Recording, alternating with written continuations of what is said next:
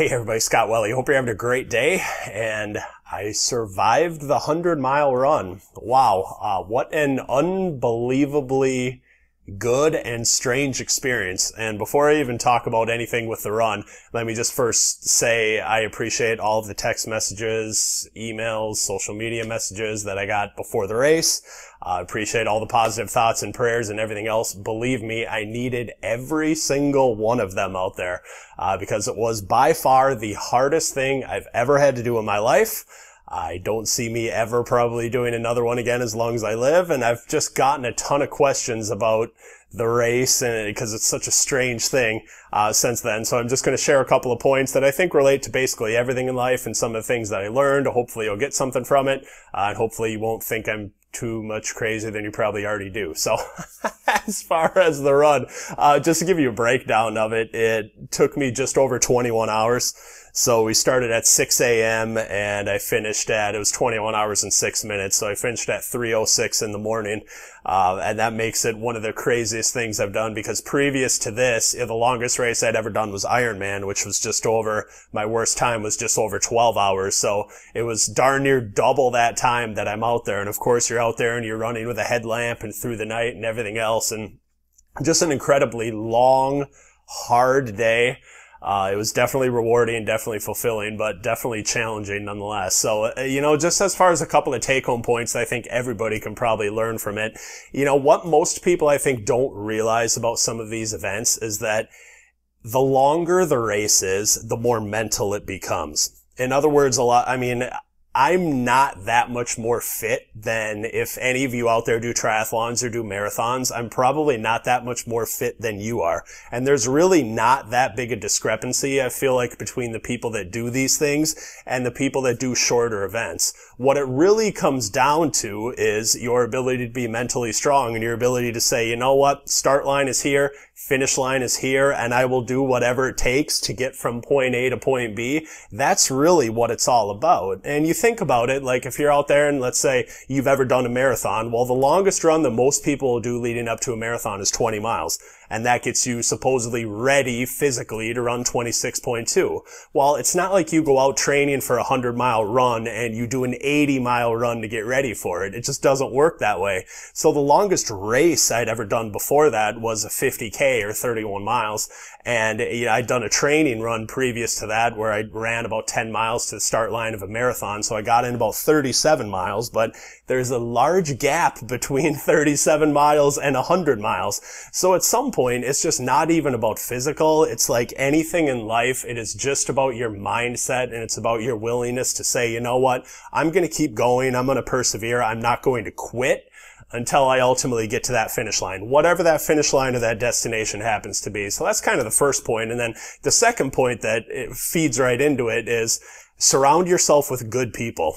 I had a couple of unbelievable people down there supporting me and helping me out, especially in the second half of the race. And to tell you a little bit about the course, it's basically 2 sets of out and backs. So the first out and back is 31.5 miles out, 31.5 miles back.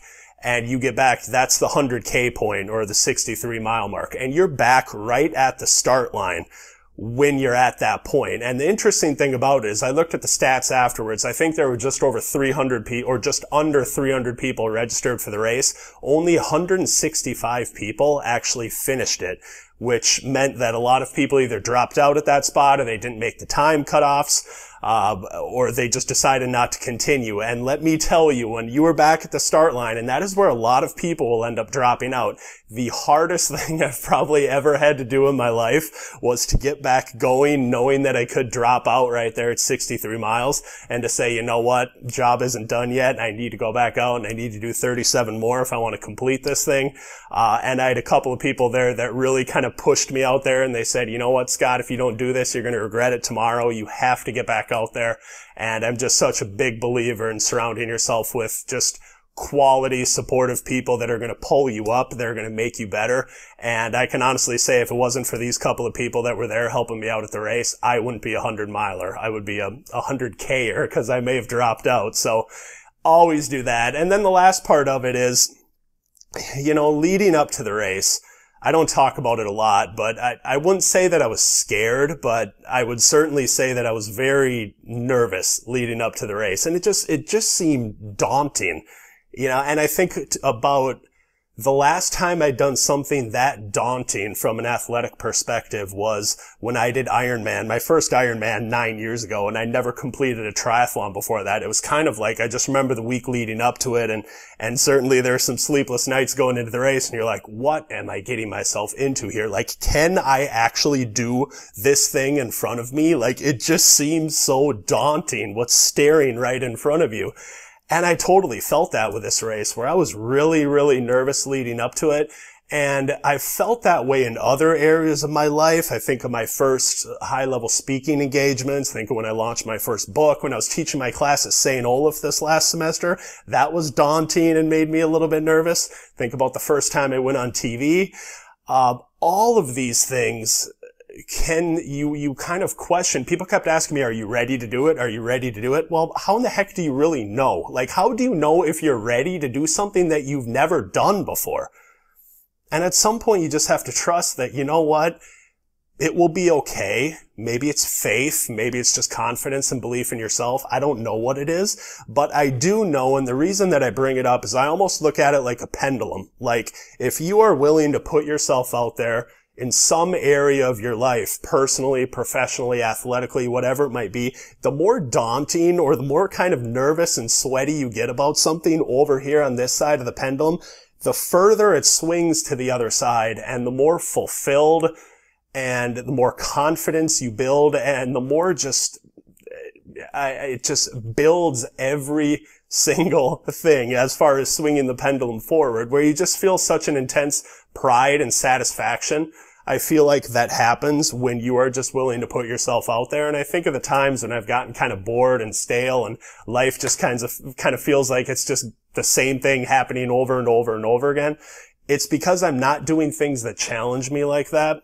And I've seen the same exact thing from my clients too. So my kind of open-ended challenge to you is, what are you doing in your life that you are swinging the pendulum and you are maybe getting a little bit sweaty, a little bit nervous about some things, that you're really challenging yourself in things that, may seem a little bit daunting, but trust me, you're always capable of much more than you think you are.